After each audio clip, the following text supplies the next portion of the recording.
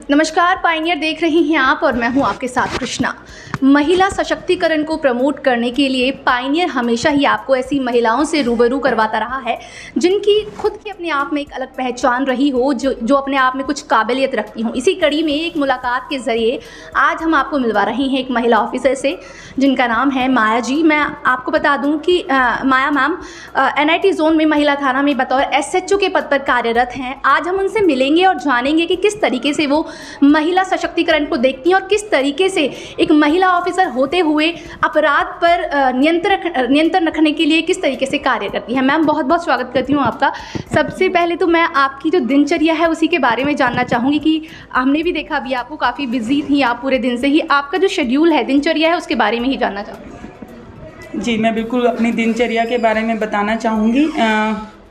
Police का तो वैसे 24 घंटे जो होता है क्राइम को कंट्रोल करने की एक दिनचर्या, ये सबसे महत्वपूर्ण है।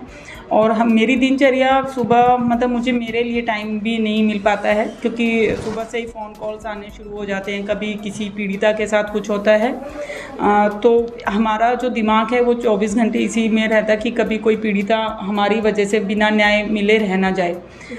तो मेरी पर्सनल तो कोई दिनचर्या ज़्यादा रह नहीं पाती है।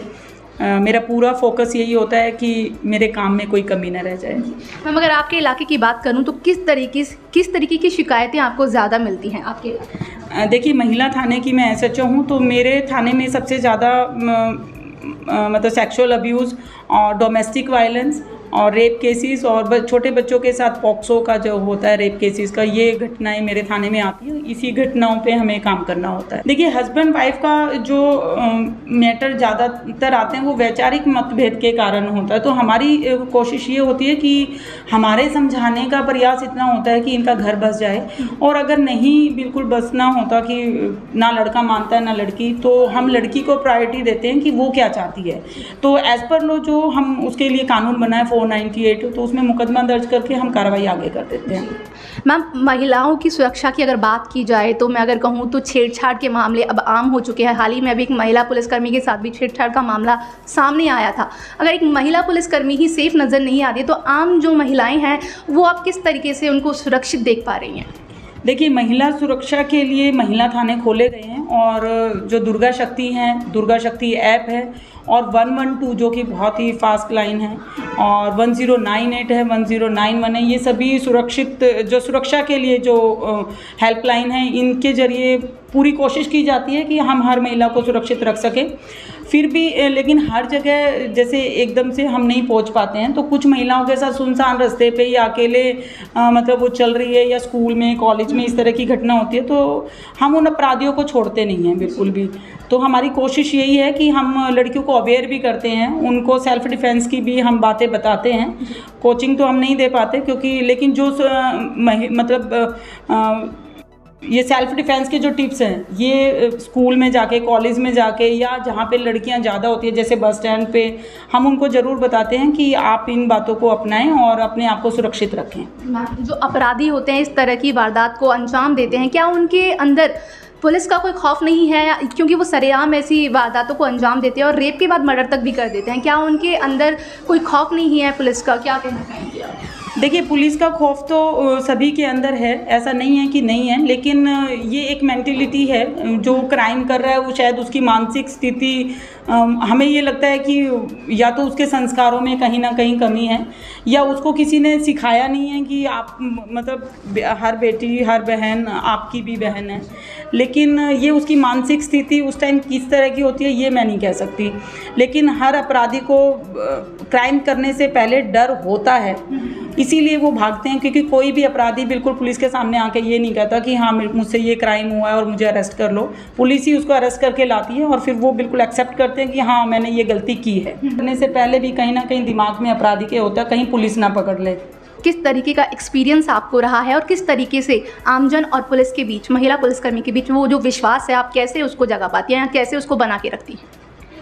देखिए, मैं जब से महिला थाने खोले हैं तो मैंने जो मेरा खुद का एक्सपीरियंस रहा है ये वो है कि महिला थाने में आके महिलाएं हमें अपनी बात पूरे खुले तौर पे बता सकती हैं, और वो कई बार अपनी गलतियां भी बता देती है कि हाँ मुझसे ये गलती हुई है और उसके कारण ये क्राइम हुआ है।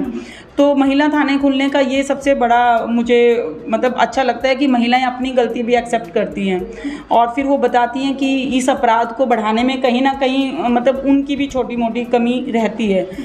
जैसे रेप केसेस से लिव इन रिलेशन का जो है, लड़कियां इमोशनल मतलब वीक होती हैं, उनको कहीं ना कहीं कोई सहारे की ज़रूरत है, मोस्टली केसेस में ऐसा ही है, और फिर वो शिकार होती हैं, फिर उनका शारीरिक शोषण होता है। लेकिन जब उस टाइम तक शारीरिक शोषण इतना हो चुका होता है कि फिर उनको लास्ट ये हमारे महिला थाने में आना पड़ता है, जिसके लिए हम तैयार रहते हैं उनकी हर मदद करने के लिए।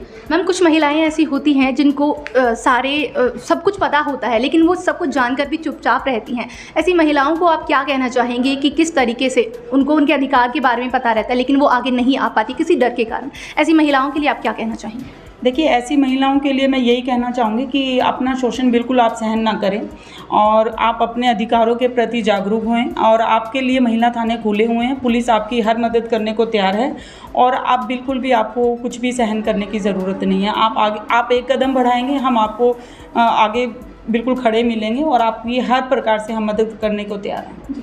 मैम, अगर कानून की पालना करते वक्त कभी कोई राजनीतिक दबाव पड़ता है तो उस केस को आप कैसे हैंडल करते हैं? किस तरीके से उस टाइम उस सिचुएशन को आप हैंडल कर पाती हैं? देखिए, महिला विरुद्ध अपराध में राजनीतिक दबाव का तो मसला ही नहीं है, क्योंकि ये एक ऐसे केसेस होते हैं जिसमें राजनीतिक दबाव, मुझे आज तक कभी भी किसी प्रकार का राजनीतिक दबाव मेरे ऊपर नहीं आया है, और कभी आता भी है तो मैं उस सिचुएशन को बड़े अच्छे से हैंडल कर लेती हूँ, क्योंकि ये तो एक न्याय मतलब ऐसी प्रक्रिया है कि जिसमें अगर मैं दबाव में आ जाती हूँ तो शायद मैं काम ठीक से नहीं कर पाऊँगी, तो इसलिए मैं राजनीतिक दबाव से ज़्यादा प्रेशर में आती नहीं हूँ। जी मैम, आपके अकॉर्डिंग प्रशासनिक स्तर पर इन अपराधों को रोकने के लिए क्या ठोस कदम उठाए जाने चाहिए ताकि जो ये अपराध दिन दहाड़े होते हैं, आम होते हैं, इन पर रोक लगे, इन पर अंकुश लगे? देखिए, प्रशासनिक उससे तो काफ़ी ठोस कदम उठाए भी जा चुके हैं, जैसे दुर्गा शक्ति है, पैदल गश्त है, हमारे सीपी सर के दिशा निर्देशों अनुसार, मैडम के दिशा निर्देश अनुसार वो हमें बार बार बोलते हैं कि अब जैसे मन चलो का ये चला हुआ है, तो हम पार्क में भी और सार्वजनिक जो स्थल हैं वहाँ पर भी हम सिविल कपड़ों में अपनी पुलिस को भेजते हैं, ताकि हमारी जो पुलिस की लड़कियाँ हैं वो सादे कपड़ों में मन चलो पर नज़र रख सकें। या कुछ ऐसी लड़कियाँ होती हैं जो मतलब पुलिस के पास अपनी बातें आके नहीं बता पाती हैं, तो हमारी जो पुलिस है वो सादे कपड़ों में रह के हर कोने पे नज़र रखती हैं कि कहीं किसी लड़की के साथ कुछ गलत तो नहीं हो रहा है।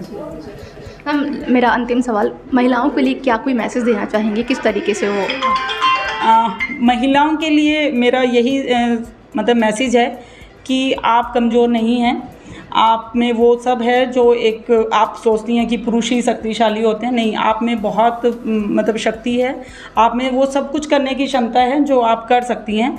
बस आप अपनी विल पावर को समझिए और आगे आइए, और अपनी सुरक्षा आप खुद कर सकती हैं, आपको किसी और की ज़रूरत नहीं है। Thank you so much ma'am, आपने बहुत ही कीमती वक्त हमारे साथ साझा किया, उसके लिए बहुत बहुत धन्यवाद। आप सुन रहे थे माया जी को, जिन्होंने बताया कि किस तरीके से वो अपनी ड्यूटी के दौरान या ड्यूटी के अलावा किस तरीके से कार्य करते हैं और महिलाओं को अग्रसर करने के लिए, उन्हें प्रमोट करने के लिए, महिला सशक्तिकरण को प्रमोट करने के लिए किस तरीके से कार्य कर रही हैं। और जो मनचले हैं, जो अपराधी हैं, जो दिन दहाड़े छेड़छाड़ की वारदातों को अंजाम देते हैं, कैसे उन पर नकेल कसती हैं, ये सारी चीज़ें उन्हें हमें बताई। आज के लिए इतना ही। इसी कड़ी में हम और भी ऑफिसर से हम आपको ऐसे ही रूबरू कराते रहेंगे। तब तक के लिए जुड़े रहिए पायनियर हरियाणा के साथ।